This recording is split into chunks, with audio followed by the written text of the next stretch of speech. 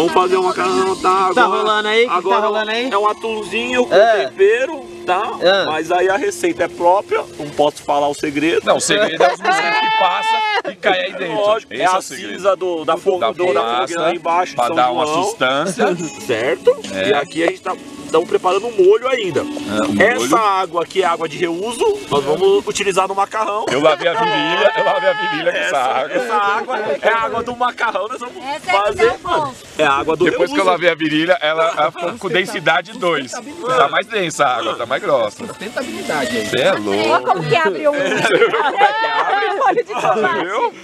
O nome disso chama touch, dente. Olha, tá esquentando. Isso, rapaz. Nossa! E aquela hora que você joga flamba? Joga o conhaque e estoca fogo e flamba. Não vai ter? Eu acho tão chique. Não, o conhaque eu tô bebendo. Não serve pra não tô gastando com comida Então não. tá mano. certo. Conta uma historinha pra gente.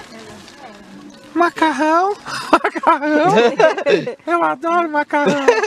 Macarrão não foi aquele que matou Elisa Samúdio? Junto com o goleiro Bruno. Eita, a luz, a escuridão. O amor, Eu sou o dedo as mutante, eu estrelas. vim pegar vocês. Você. Olha quem apareceu. Mano, o povo lá, mano, que viagem da porra, mano. Pô, meu dedo não tá entrando ainda. Scooby, meu dedo tá entrando. Scooby-Doo, meu filho. Olha o coelhinho. É o coelhinho isso aí? Ah, ficou bonitinho. Dá um tame no coelhinho, tame.